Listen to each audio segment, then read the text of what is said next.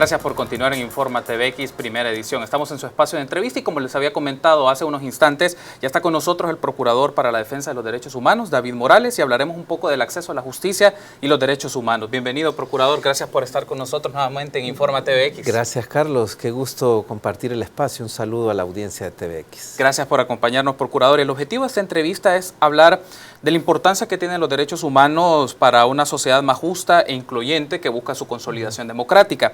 Y particularmente hay tres temas que me gustaría que abordáramos en estos minutos que tenemos de entrevista, Procurador. En primera instancia, el caso Jesuitas. En segunda instancia, hablar un poco sobre la aprobación, la ratificación más bien del Estatuto de Roma, y también hablar de la discusión que está esta semana, obviamente, del caso Flores. Entonces me gustaría que esos tres tópicos pudiésemos abordar en esta entrevista, Procurador. Y me gustaría iniciar justamente el 16 de noviembre pasado, pues se conmemoró el 26º aniversario de los mártires de la UCA, así como de Elvis Zelina, y justamente usted en esa fecha pues presentó ante la Corte Suprema de Justicia una resolución en la que se declara que se violentó el derecho a la justicia en este caso.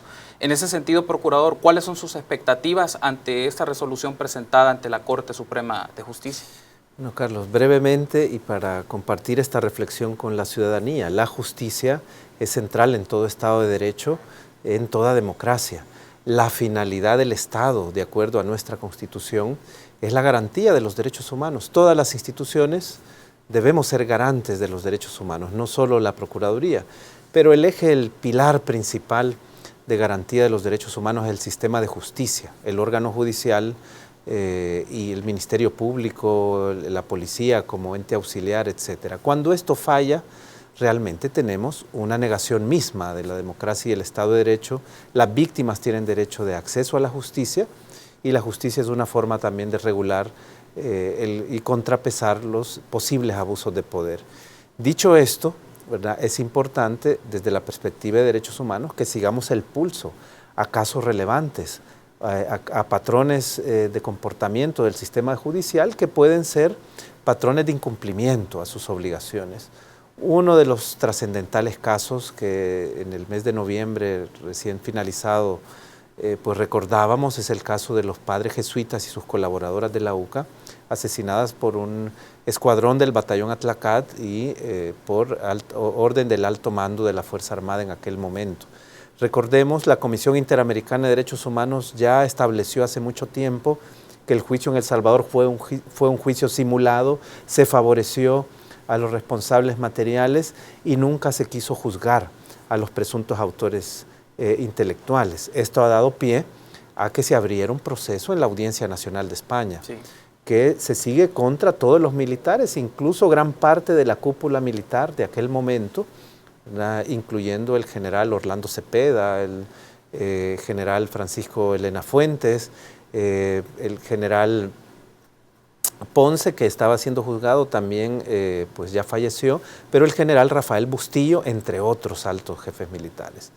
Esto dio lugar a que se emitieran órdenes de detención internacional en contra de estos militares y paradójicamente El Salvador desde su democracia, desde su joven democracia, negó la colaboración con España y protegió a los procesados. Recordemos que se les dio un cobijo, una posibilidad de permanecer detenidos en una instalación militar en la ex Guardia Nacional, sí, pero más allá de eso, el rol fundamental para colaborar con la impunidad lo dieron los magistrados de la Corte Suprema de Justicia en pleno, que negaron la colaboración y que incluso adoptaron un criterio desnaturalizando la orden de detención internacional, diciendo que estas difusiones rojas en Interpol solo eran meras órdenes de localización y no de captura.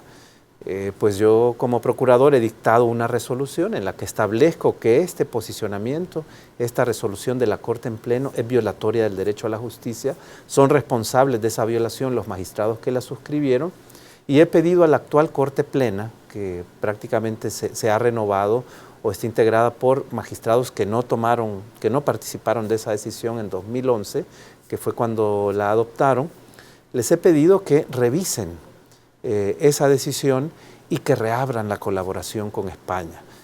Una de las primeras medidas debiese ser reactivar, ¿verdad?, el proceso de detención de estas órdenes de captura que sigue vigente a nivel internacional. Interpol me ha informado que siguen activas las órdenes de detención internacional. Y este es solo una de las dimensiones de la deuda de la justicia con el caso Jesuitas. La deuda más grande y de fondo la tiene el señor fiscal general de la República, que tendría la obligación de promover la justicia a nivel interno. Pero el actual señor fiscal y los fiscales generales anteriores siempre se negaron a colaborar con la investigación y protegieron a los autores de este crimen. Procurador, quiero aprovechar este último comentario y en sintonía esta idea. Hace algunas semanas estuvo en este espacio de entrevista José María Tojeira y nos estuvo platicando sobre esto. Y mencionaba que el Estado salvadoreño ha incumplido en las recomendaciones de la Comisión Interamericana de Derechos Humanos respecto al caso Jesuitas, pero también señalaba el rol de la Fiscalía General de la República, que históricamente también su participación en esta ha sido muy débil. En ese caso me gustaría aprovechar con este comentario que usted hacía hace unos instantes, estos elementos del sistema político salvadoreño que imposibilitan el acceso a la justicia en nuestro país.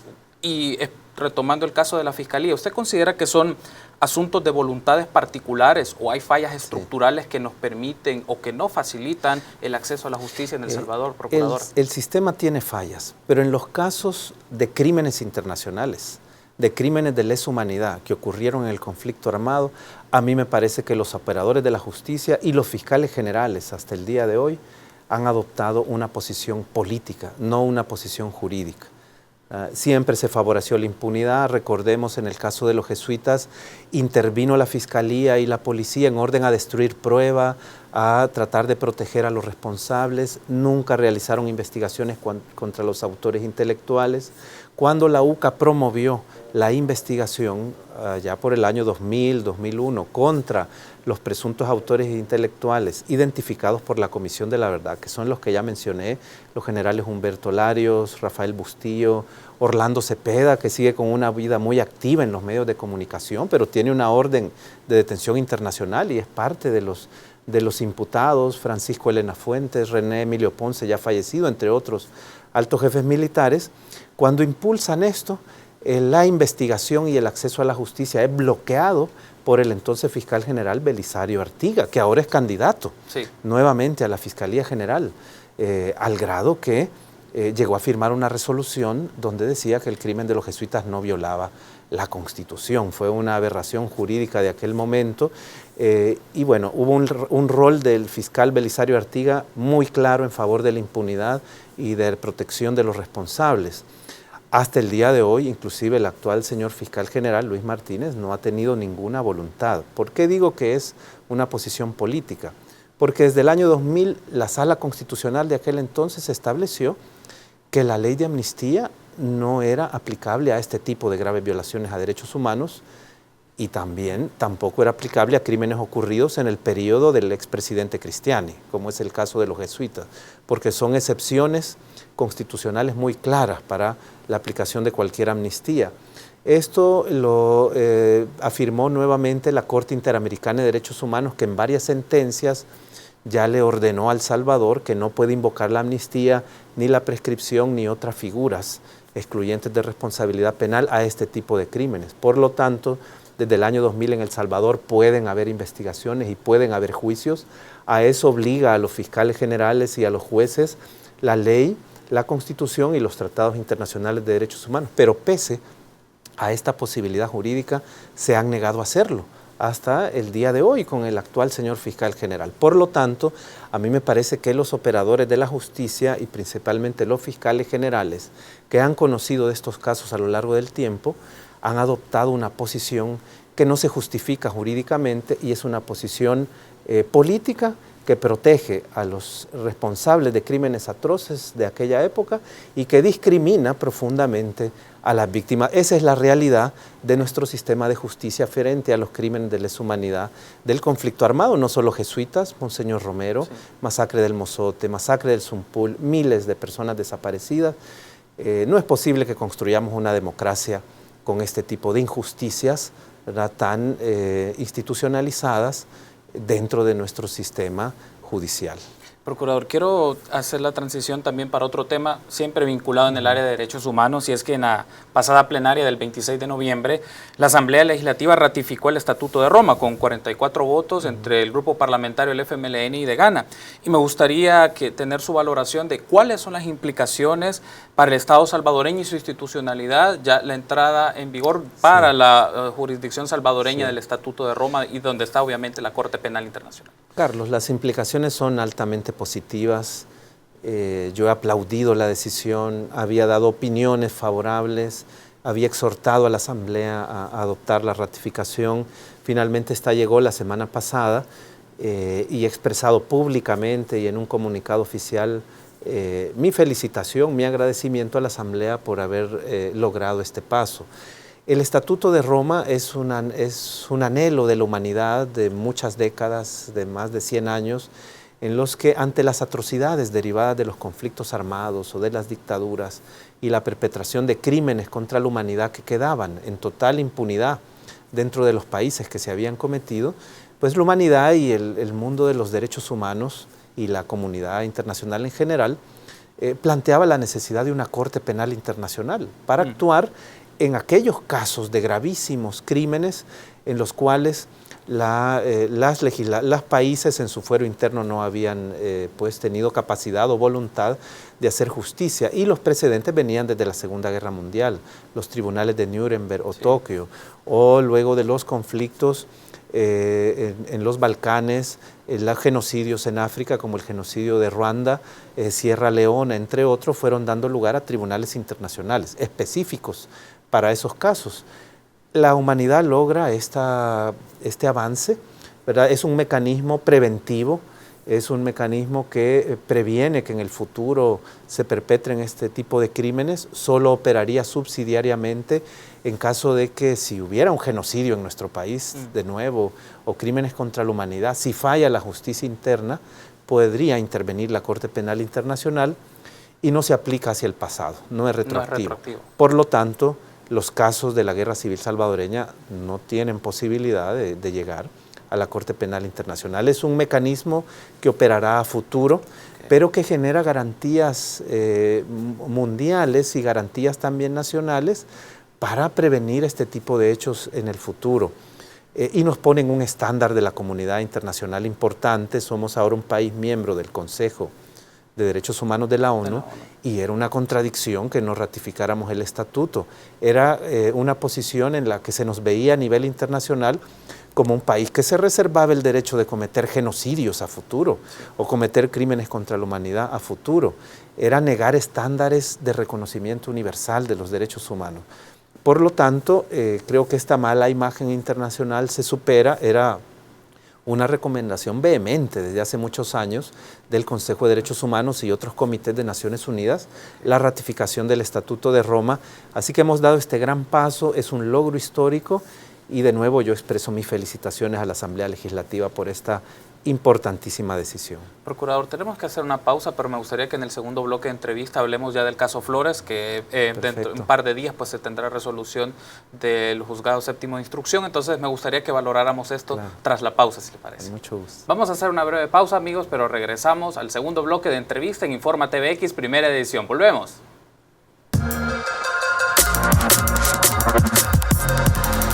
Gracias por su preferencia. Continuamos en el espacio de entrevista Informa TVX, primera edición.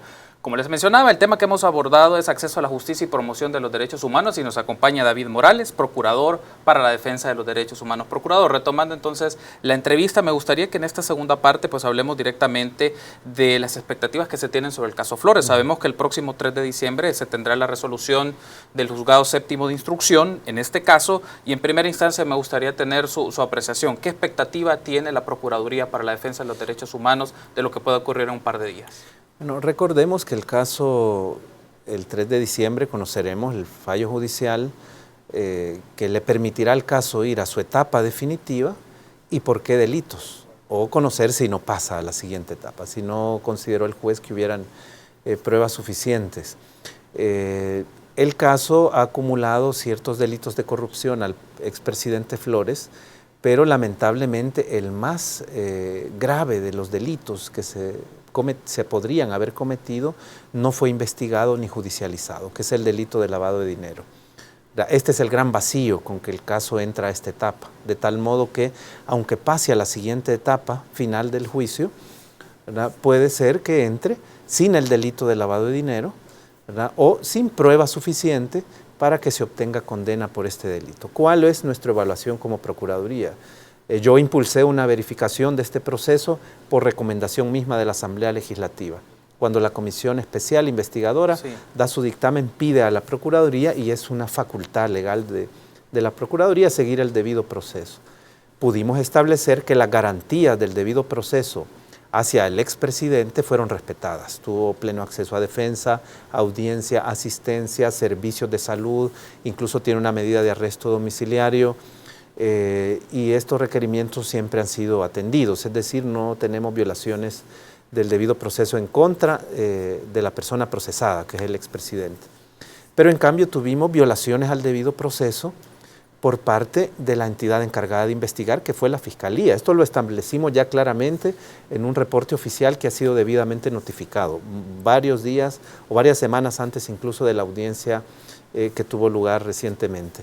Establecimos que la Fiscalía fue bastante pasiva, no realizó todas las actividades de investigación, ¿verdad?, que debía realizar, y principalmente omitió investigar en el caso del delito de lavado de dinero cuando habían importantísimos elementos que apuntaban a que el delito se perpetró. Desde el primer requerimiento fiscal, desde que la Fiscalía metió un primer requerimiento para judicializar el caso, en el propio escrito fiscal estaban claros muchos elementos que apuntaban al lavado de dinero. Había un desvío de fondos, se configuraba el peculado como delito, esto generaba un origen ilícito y este origen ilícito fue ocultándose en diferentes movimientos bancarios. Sí. El presidente Flores sería el primer presunto responsable, pero el lavado de dinero involucraría otras personas, muchos de ellos muy importantes y conocidos en la vida política nacional. El primero de ellos, el entonces presidente del Banco Cuscatlán, don Mauricio Samayoa, ya fallecido en este momento, pero quien habría abierto o generado el movimiento bancario para abrir cuentas en Costa Rica al Instituto Rodríguez Por, ocultando el origen. Y luego el administrador de esa cuenta, el señor Balzaretti Criet, y luego la investigación podría abrirse a quienes tenían las firmas autorizadas de esas cuentas, ¿verdad?, que fueron pasando a una cuenta del COENA ya en El Salvador de retorno.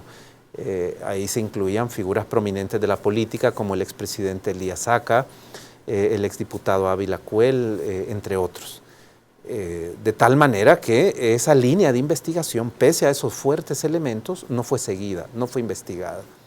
Entonces el juicio ha llegado a estas etapas con profundas debilidades en la investigación. Yo declaré que el señor fiscal general es responsable por violar el debido proceso y por lo tanto tiene responsabilidad en materia de derechos humanos, porque la impunidad de los delitos de corrupción como la impunidad de los crímenes de lesa humanidad del conflicto armado son delitos que tienen un impacto directo en los derechos humanos. Los actos de corrupción generan afectaciones a los derechos humanos y esa responsabilidad del señor fiscal general es la que yo declaré en mi informe. También señalamos otra omisión y es la de falta de aplicación de la ley de extinción de dominio, que a nuestro criterio, más allá del proceso penal y su resultado, puede ser aplicada y hasta hoy la Fiscalía pues se ha negado a hacerlo. Así que entramos en un momento en el cual pues obviamente tenemos la expectativa que el juez, que ha tenido una actuación bastante profesional, me parece, dentro del caso, el juez séptimo de instrucción, pues haga la justicia, que aplique la ley con los elementos que tenga disponibles, pero el caso realmente entra con una debilidad de fondo, que es que el delito de lavado de dinero nunca se investigó y es probable que tengamos un escenario futuro de impunidad frente a ese delito en relación al expresidente y a otros que pudieron estar involucrados en el lavado. Procurador, una de las imágenes que nos quedó claras cuando fue la audiencia preliminar hace un mes aproximadamente fue la relación entre la Fiscalía General de la República y los querellantes. Digamos, en ese sentido se miraba división conflicto entre las partes, cuando la expectativa era que podían dos instancias trabajar de la mano en función de los delitos a los cuales se estaba acusando a Francisco Flores. Y quiero retomar justamente unas palabras que mencionó cuando llegó el fiscal general en ese momento, es: los querellantes solo se han dedicado a librar una campaña de desprestigio contra el fiscal general y como tanto se estaban refiriendo a mi persona, por eso vine. Esa fue la mención que hizo el fiscal en ese momento. Entonces, me gustaría tener su valoración de este rol de los querellantes con la Fiscalía General de la República, las declaraciones del fiscal en este contexto. Bueno, la presencia en una audiencia con esos fines y así expuesta, pues me parece una explicación desafortunada. El fiscal general debía estar en una audiencia de este tipo para promover la justicia y apoyar la acusación de su equipo fiscal, ¿verdad? No con este otro tipo de fines. Pero más allá de esto, quiero decir que la querella ha sido permanentemente bombardeada, bloqueada, e incluso ha habido tentativas de perseguirla de forma arbitraria. Recordemos que desde que intentaron constituirse como querella, atendiendo al interés colectivo, ¿verdad? Tanto ISD como FESPAD y sus equipos de abogados y abogadas, pretendieron mostrarse parte en atención al daño a la colectividad, los intereses colectivos que afectan los actos de corrupción. Y el juez primero de instrucción, que antes tenía el caso, el juez Levis Orellana, estuvo negando el acceso, estuvo declarando arbitrariamente la reserva del caso. Yo declaré violaciones a derechos humanos por eso. En un momento posterior también pretendieron ser perseguidos por el juez Levis Orellana y por el señor fiscal general. Se pretendió abrir un proceso penal en su contra, ¿verdad? Dentro del marco del juicio, que a mi criterio tenía por fin anular la intervención de la querella en el caso y pues limitar sus posibilidades de acusación. Y yo declaré que había una violación al debido proceso ya en una resolución anterior de la Procuraduría.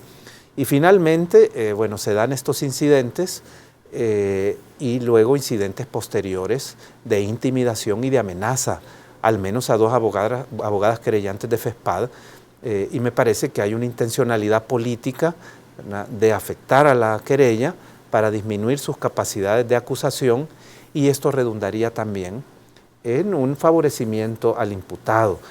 Nuevamente es un escenario de favorecimiento de la impunidad que constituye violación al debido proceso e incumplimiento de obligaciones institucionales, en este caso de funcionarios de la Fiscalía General de la República. Procurador, justo ha mencionado esto, hace pocos días la Procuraduría para la Defensa de los Derechos Humanos dictó medidas cautelares respecto a las abogadas querellantes, María Navas y Berta de León, porque han sido víctimas de amenazas, hostigamiento e intimidación. Me gustaría que nos explicara un poco las implicaciones de esta medida cautelar que proviene de la Procuraduría para la Defensa de los Derechos Humanos y pone en alerta también a instituciones de la seguridad pública en este país. Entonces, si nos puede ampliar un poco esto. Bueno, las dos abogadas, ambas se presentaron a la Procuraduría preocupadas por una serie de incidentes que eran posteriores a la audiencia preliminar, que había tenido mucha publicidad y que estarían afectando su seguridad personal. Hemos recibido sus testimonios, hemos hecho algunas verificaciones básicas y nos pareció que eran totalmente objetivas y que esto realmente estaba pasando, ¿verdad? Tienen mucha credibilidad estas denuncias. Una de las abogadas pues estuvo siendo objeto de vigilancias por sujetos desconocidos e inclusive recibió amenazas de muerte su familia por vía telefónica. Otra de las abogadas fue pues hostigada con seguimientos en vehículos diferentes, incluyendo una camioneta, lo cual denota una especie de capacidad logística que incluso hacía sospechar de que fuera desde instituciones del Estado que se le estaban generando estos actos de intimidación, porque además la persecución era evidente, se hacían notar, buscaban generar temor en la persona afectada. Y un investigador policial extrañamente también se ha presentado a las oficinas de FESPAD pretendiendo realizar investigaciones e interrogatorios sobre los movimientos de un vehículo institucional de FESPAD. Entonces obviamente hay un contexto de intimidaciones. Yo, en atención a una facultad que me da la ley, dicté medidas cautelares o medidas de protección en favor de las dos abogadas. Esto obligaría a que el señor director general de la policía, que el ministro de Justicia, pero también el señor fiscal general, hacia quien hemos dirigido las recomendaciones de las medidas, intervengan, entren en contacto con las víctimas, en este caso las abogadas o sus representantes, ¿verdad?, las autoridades de FESPAD, y busquen no solo obtener información e investigar estos actos de amedrentamiento, sino también que generen algún tipo de mecanismo de protección o de auxilio en caso de alguna urgencia hacia ambas abogadas. Hasta el momento, ni las abogadas ni FESPAD me ha informado de que este mecanismo está siendo pues, propuesto por las autoridades. Yo de todas maneras tengo que dar un seguimiento oficial a esas medidas y por supuesto estaré en disposición de poder mantener al tanto a la ciudadanía en la medida de mis posibilidades, pero se han dictado estas medidas y es posible que si no se cumplan a nivel interno, acudamos a la Comisión Interamericana de Derechos Humanos u otras instancias internacionales para poner vigilancia sobre esta situación. Ambas abogadas tienen la calidad de defensoras de los derechos humanos.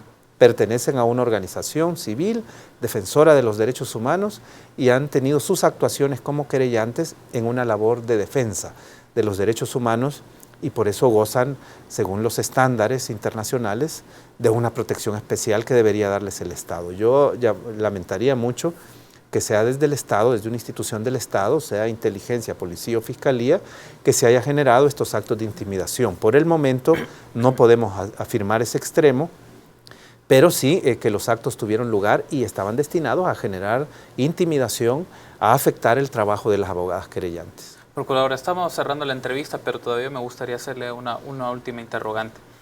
Estamos cerca de, bueno, la Asamblea Legislativa, este es del proceso de análisis y de elección de la Fiscalía General de la República, y usted mencionaba del fiscal o la persona que va a estar al frente de esta institución, del Ministerio Público. Mencionaba hace unos instantes el tema de la impunidad y qué tan importante se vuelve un rol de una fiscalía eficiente, continuamente investigando, persiguiendo el delito para disminuir o esclarecer diversos acontecimientos. ¿Cuál es su valoración ante un eventual proceso de elección de la Fiscalía General de la República? Bueno, aunque estos procesos han mejorado un poco en los últimos años y hay más vigilancia de la ciudadanía, de los medios de comunicación o de las instituciones, y esto es una garantía adicional, siguen siendo procesos muy débiles. Sí. Y todavía susceptibles de que se decidan sobre la base de los acuerdos políticos o las conveniencias partidarias antes que en el perfil de la persona idónea, en la evaluación de sus actuaciones, si ya fue funcionario, o en las necesidades ciudadanas. Entonces, la Asamblea tiene un gran reto, un gran desafío de elegir una persona idónea, ¿verdad?, incorruptible, intachable. Tiene 72 candidaturas. Las diferentes instituciones hemos dado informes sobre los antecedentes. En el caso de la Procuraduría rendimos ya un informe. 5 personas de todo el listado de 72 tienen antecedentes por violaciones a los derechos humanos dentro de la Procuraduría, con diferente número y gravedad en los casos. Y esto debería motivar a la Asamblea a tomar en cuenta esto. Yo he escuchado declaraciones en las que hablan de que los aspirantes tienen denuncias abiertas. En el caso de la Procuraduría de Derechos Humanos, aclaro, no son denuncias en trámite. Las denuncias en trámite que no tienen una resolución final, por respeto al debido proceso, yo no las he reportado. He reportado casos finales, con resoluciones finales, en las cuales hemos establecido que se perpetraron violaciones a los derechos humanos. De ese listado de 5 que tienen antecedentes en la Procuraduría por violaciones a derechos humanos, hay 2 candidatos que tienen un número más alto de declaratorias de responsabilidad, ¿verdad? Y estas 2 personas son el ex fiscal general Belisario Artiga, que incluso fue objeto de una censura pública de la Procuraduría de Derechos Humanos por sus actuaciones indebidas en el caso de la niña Katia Miranda, y pues la otra persona con mayor número de denuncias y gravedad en las responsabilidades en que ha incurrido en materia de derechos humanos es el actual fiscal, el licenciado Luis Martínez. Okay. Quiero agradecerle por su tiempo, procurador. Gracias por haber estado con nosotros y espero que próximamente pues, sigamos haciendo un análisis y un balance de la gestión de los derechos humanos en el país y también el trabajo que la Procuraduría para los Derechos Humanos ha estado desarrollando. Gracias, Carlos. Gracias por el espacio y un saludo a la audiencia que nos ha seguido en esta mañana. Muchas gracias, procurador. Vamos a hacer una breve pausa. Regresamos con Alejandra para más información. Volvemos.